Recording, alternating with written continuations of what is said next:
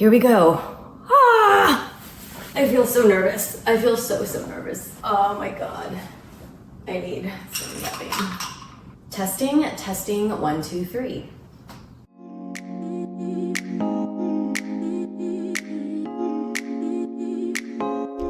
Hi everyone, welcome back to Living Well with Janet. I am Janet, your host for this show. If you are a longtime listener, I am so excited to be back on air.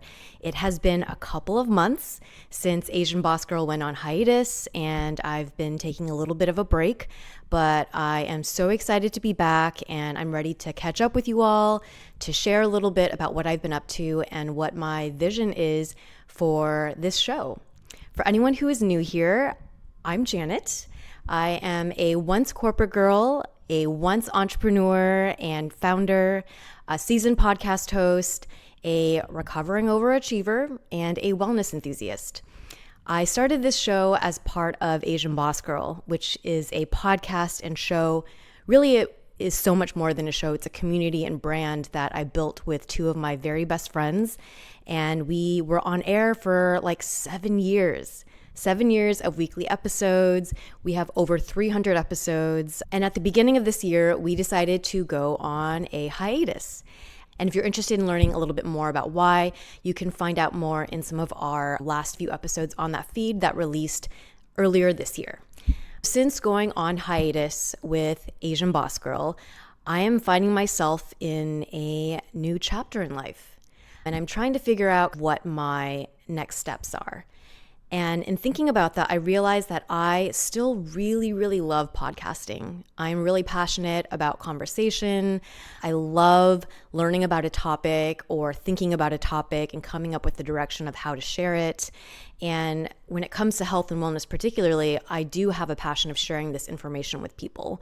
And it's not just about the specific niche of health and wellness that I'm passionate about. I'm interested in the greater topic and theme of what it means to live life well.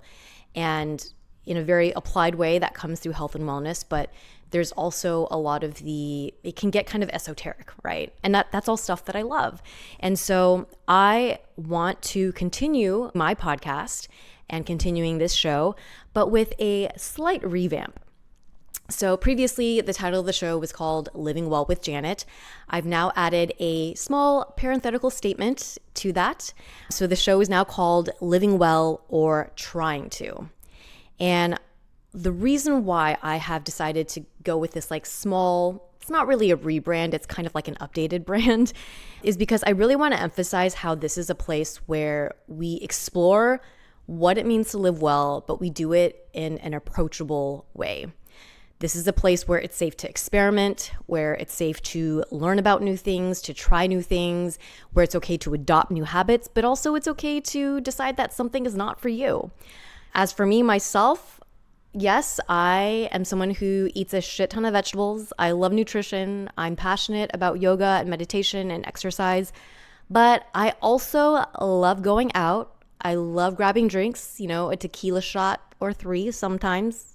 Not so many shots anymore, but every once in a while it calls for it, right? I also love pizza and ramen. I love snacking. I've explored vegetarian and vegan diets, also pescatarian, or now I just started recently eating meat, which is something I'll talk about later, maybe in a future episode as well. But my point is I am nowhere near a perfect wellness person. I'm not a guru. I'm just someone who's passionate about these things, and I want to share it with you in a way that is approachable. There are a lot of shows out there in the wellness category that are super intensely health focused. There's 75 hard and 10-step morning routines and getting up at 5 a.m. And I am not the person for that. Will we talk about some of those things? Maybe. We might experiment with them. But generally speaking, from my experience, I've always done better with things at a moderate pace because it's more sustainable. So that's kind of setting the tone for how I will be approaching health and wellness on this show and the space that I want to provide for all of you, for it to be a safe place to not do things super hard and super perfect. Secondly, as I talked about a little bit before, to me, health and wellness is Yes, it's like physical health, and yes, it's mental health and all those things, but there is a greater component that is spiritual, that is engaging with your social relationships. It really touches all aspects of one's life. And those are things that I want to talk about too. I am a woman of color. I am in my late 30s. I am not married. And so topics that are relevant to that sector, whether they be dating or culture or family, those are things that are also on the table for this show. So that is why the new show title is Living Well or Trying to, because my goal is to make this a safe space for us to explore and to learn, to not have to do things perfectly, to be open-minded, and to be okay with adapting wellness practices in ways that work best for us individually. Because what works for you is going to be different than what works for me or works for the person next to us. Some other new aspects of this show, you might notice that it is now on video. But as you can tell, it's not a fancy set. It's super basic. We got one camera, one mic, and me on my bed in my apartment. I hope it's not weird that I'm on my bed. It's mostly because this is the place in my home that gets the best acoustics. I have wooden floors, don't have rugs, so this is where it makes the most sense. I want this to be a very kind of stripped down and personal show.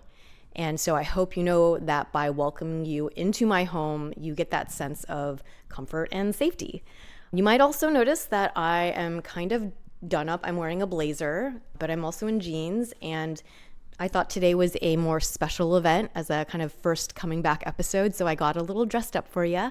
But there is a good chance that in some later episodes, I might be in sweats, I might be in PJs. I don't really know yet. I want this to be an open forum for a little bit of glam, but a lot of bit of comfort and casual. Now, in terms of how often you can expect episodes, for the month of May, I have back-to-back episodes every week lined up for us.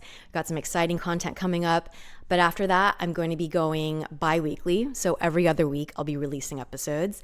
At some point, that might pick up again. But for now, this is what I can commit to.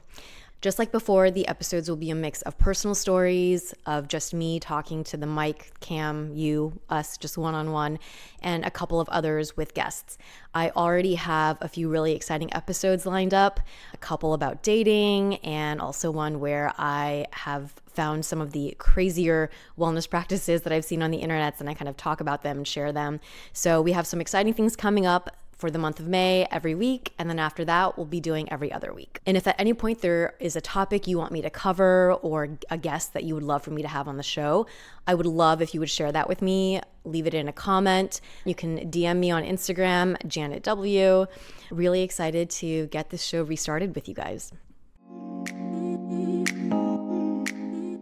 So what have I been up to since wrapping everything up with ABG? We had so much going on in the beginning of this year as we wrapped everything up and prepared for our hiatus. We did live shows across the country. We had multiple speaking events after that. So there was a lot of travel and a lot of live show energy that I needed to exude. And I definitely, by the end of it, needed rest and recovery. I'd shared on a couple of the last episodes that I was already feeling a little bit burnt out and knew that it was time to rest. But I will say, I've learned that it's really hard to rest, and I'm really bad at it. I'm sure a lot of you out there listening or watching can relate as well. Even though I knew it's like you need to take a break, you need to rest, you need to recover. But I had this like compulsion, this need to like be doing things, to know exactly what my next step was, to have a plan in place, to be creating to-do lists and schedules and blah, blah, blah. And it was really hard for me to just be like, you need to pause and figure out how to rest.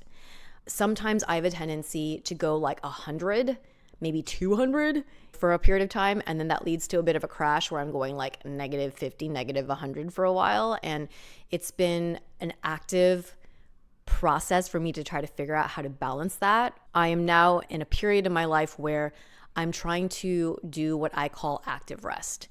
And what that means is I need to be slowing down, taking a break, recovering, reflecting on all the crazy things that have happened in my life the last couple of years, but to also be having some structure and having some things that I'm working toward.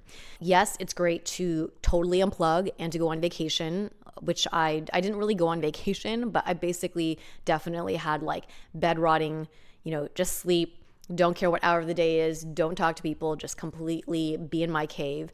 But then after that, I found that in order for me to properly rest, I still need to feel somewhat productive and I still need some structure.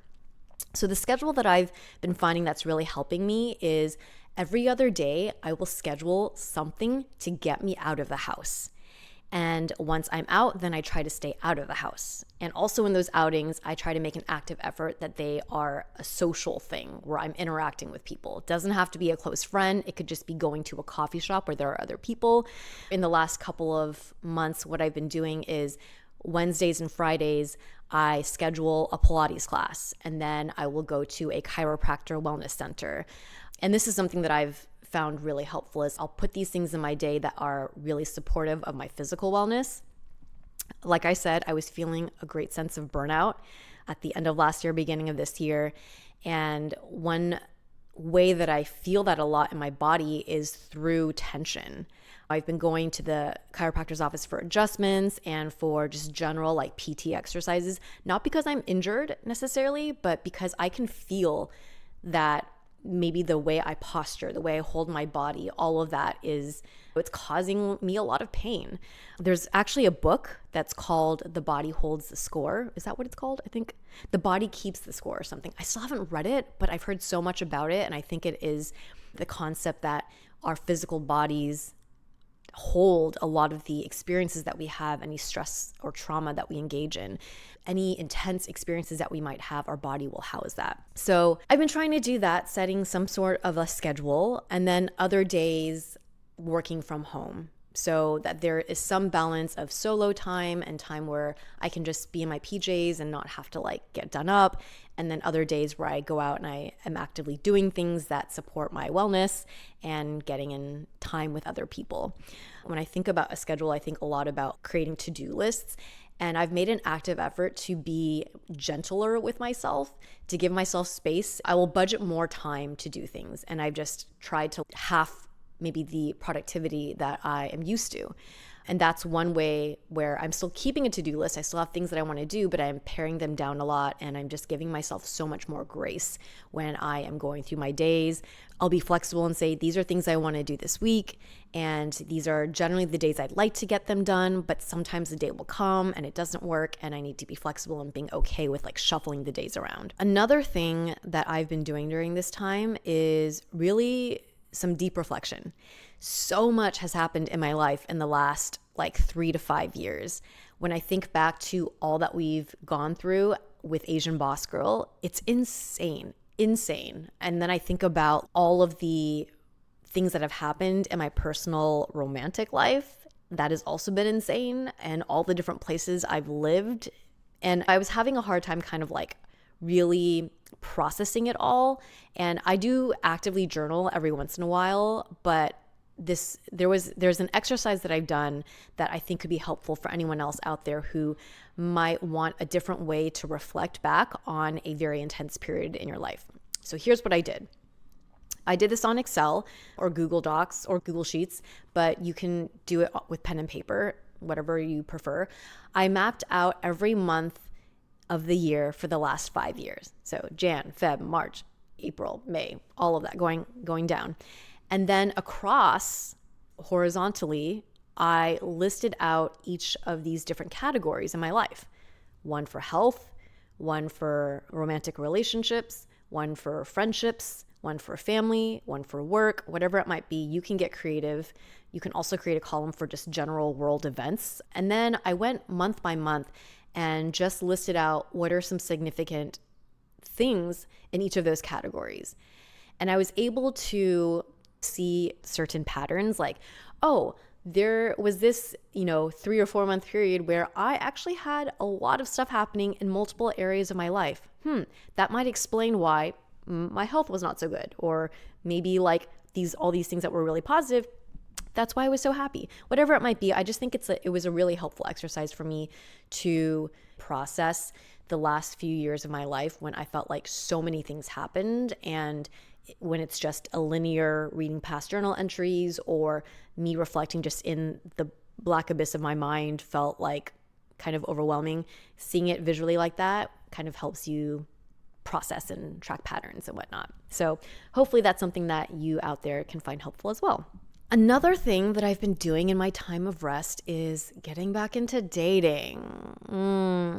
Yeah, I kind of hate it here. It's not fun. But yes, if you follow me on Instagram, I've shared a couple of first date adventures, the experience of being back on the apps. I feel like I'm dipping my toe back in so cautiously and so slowly just because dating, not only is it time consuming, but it also is emotionally draining. And you really have to be at a place of such like confidence and clarity to be doing it well or to be enjoying it. And I feel like I'm just kind of like, I'm trying to do that, but doing it in a measured way because I don't know, in some respects, it's easy for it to like just take over your life if you're just always on apps all the time or trying to schedule in all your dates. But on the other, you can't just do nothing and then just never meet anyone. So I'm still working through ways to figure out that balance for me. But in the meantime, I have started going on a couple of dates. Things still have not really progressed anywhere significant, but going through the experience. And I guess if you are out there as well trying to date, if it sucks for you, know that you're not alone. I actually have a couple of really great episodes where I bring on a specialist and we talk about it. So yeah, that's been a sector of my life that I am kind of slowly working in during my time of rest and recovery. The next thing I've been doing is play. I spoke a lot about how play was a big theme for me this past year after going through some really just heavy, tricky things in life. I needed lightness. I needed to feel like I could pursue things with curiosity. And I tried a couple of different things. I had started taking dance classes again, experimenting with different hobbies. Nothing was really like sticking. And one of those things that I was trying also was just creating videos on Instagram. I started just having fun and thinking about the experience of girlhood or womanhood and the things that were really actually kind of dark for me, like very, very serious topics around feeling lonely or not having a partner, trying to process like what it is that my goal is in the future when I think about my career versus family, all these kind of different topics. And then also thinking about like the sense of self and your physicality and your beauty as a woman and how that changes and how society might tell you one thing or another about yourself as that happens. These were all just topics that I started exploring for fun in videos and in tandem, playing with makeup, playing with style and fashion. For a lot of my life, I looked at makeup and clothing as such, like with such a functional lens. You know, this is a tool that just helps me get the other things in my life done. And in this new era of my life, I really wanted to play around with fashion, play around with makeup and beauty and style as I'm exploring this new phase in my life. Who is Janet? Who do I want to be? So for anyone else out there going through periods of rest and recovery, I would encourage you to think about play, whether that is dance classes or taking on art things or playing dress up and making videos and putting them out into the world and taking the things that are so angsty and hard to experience, like dating woes or ideas of your physical beauty, and putting them into funny skits for other people to react to and for you to laugh at as well. Because if you're not laughing, you're probably crying about it. So I'd rather be laughing about it. Yeah. The other thing that I've been doing in my period of rest is making sure that I'm spending quality time with loved ones. This is so important. I think when you go through phases of rest, it can be easy to just like crash out and not want to see or talk to anyone. And that's fine if you do that for like a week, a couple of days, maybe a couple of weeks even. But after that point, you need to have people in your life. You need to be fostering those relationships. So since I've been in my rest period. I've still made an active effort to foster my relationships with Helen and Mel from ABG. We still keep in contact. We are constantly texting. We do phone catch-ups. We have scheduled on our calendar, in fact, like monthly check-ins with each other. We talk about work things, but also a lot of it's just personal. Like, they're really good friends, like sisters to me. And it's important to me that I know what's happening in their lives and that they know what's happening in mine. So I've been doing that regularly. Also, with my friends in LA, we have a group chat, constantly keeping that going. I've been trying to be thoughtful about not feeling like I need to respond to things right away. I think sometimes there's that compulsion when you feel like you need to be doing things to be productive, but in a state of rest, I've just given myself more grace that sometimes I'm not going to be responding ASAP in group texts, but always respond, always try. Sometimes my text messages get a little flooded. I don't know if you guys have this experience, but I feel like texts are now becoming the way that emails were, where it's just a lot going on. The other relationship that I've really valued so much and been fostering is the one with my sister. If you follow me on Instagram or on the AsianBossGirl podcast, you know that she had a baby. It's my first nephew. I have a lot of other nieces and nephews through cousins and other family members and friends, but this is the first that's like my sister, my nephew. He's now 7 to 8 months old. And the whole experience of her, having a baby, growing her family, and me also being in a point of transition in my life means that we've really gotten pretty close. We never used to video chat. We would just kind of like do in-person hangouts when we would visit my parents. We would time it together so that we would both be there. But since she's had her baby, is he still a baby? Is he a baby if he's 8 months? I guess kind of still, yeah. Still very young. We video chat all the time, mostly because I want to see his really cute, adorable face. But yeah, it's definitely brought us closer. And I feel like we are much more updated on the day-to-day, or at least the week to week of what's happening in each other's lives now. I've also been taking time to really foster the relationships that I have with friends who've known me for decades. My college friends, I have 2 really good girlfriends from college who I have made time to visit, catch up with over the phone, mostly in-person visits. I'm just not really a phone person. I'm not a texting person. Took a couple trips up to San Francisco earlier this year to visit my friend Kristen and celebrate her birthday with her. My friend Drashti, who just had her second baby, who is also in Southern California. I've been making an active effort to like physically go and visit her and hang out with her. It's just really good to be around people who've known you for a long time when you're trying to recollect yourself. Also, my high school girlfriends, we are actually all turning 40 this year. So we're planning a trip. I don't think the 4 of us have traveled together since high school. So this will be fun. But yeah, I'm really looking forward to that. I've talked a little bit in previous episodes about the experience of being on the brink of entering this new decade of my life. I have a lot of thoughts around it, shared them before. I might share more of them in future episodes, but it's really special that I'll be able to share this experience with people who are going through the same thing. And even though we're all in different places in life, there's something special and sacred about us having grown up together. So that'll be great.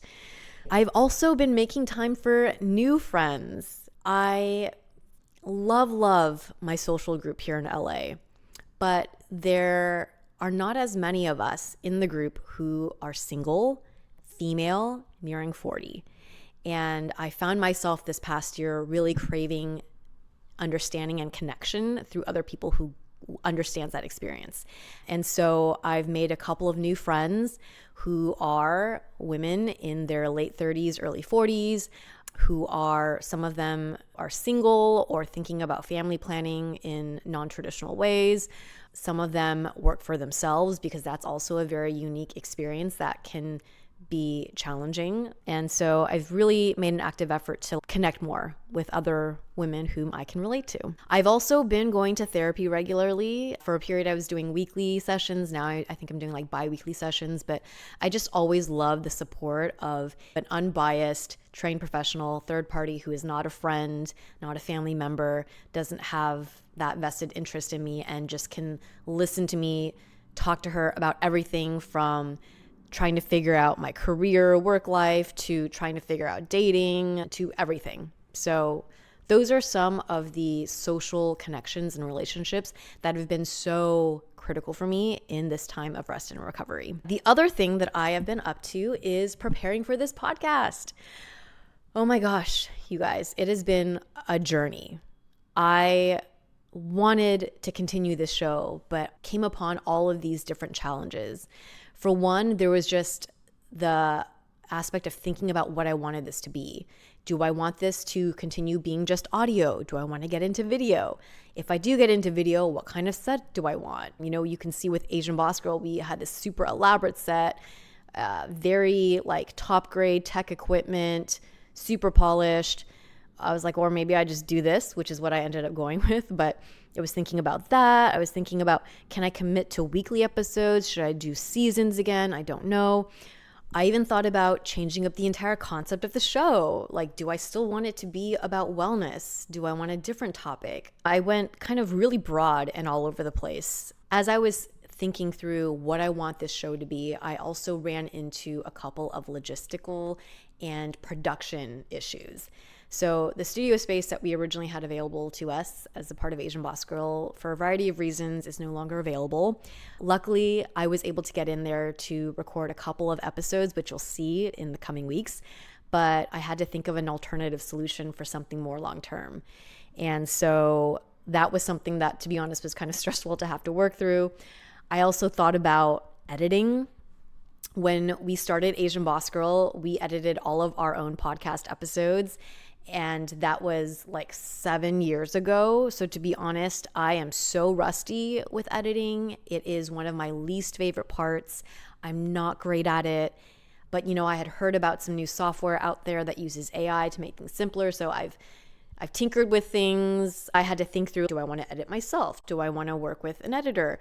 How do I want to manage those resources? So there's just a lot to think through and a lot to figure out. But all of that journey has led me here, and we are here. We have this episode. It's coming out. I have my basics set. I'm still not sure as of this recording whether I'm going to edit this episode or someone else is going to edit it, but it has reached you. And for that, I am so thankful. So that is what you can expect from the show going forward. It is going to be on video. We're going to release every week in the month of May. And then after that, every other week. It's going to be a combination of solo, personal monologues like this, as well as guest episodes where we'll talk about everything from mental health to physical health to nutrition to dating to any topic that is relevant to a life well lived. So that wraps today's episode. Thank you so much for tuning into this episode of Living Well or Trying to.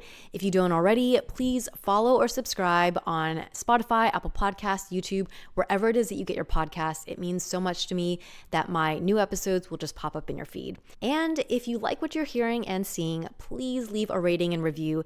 It means so much for a small content creator like myself in this world that is so saturated now to be able to have some feedback from all of you. As always, I so appreciate you. Thank you for lending me your ears, your eyes, your presence, and your attention, especially in today's world when there are so many other places that you could be giving it to. Thank you so much from the bottom of my heart, and I hope to catch you on another episode.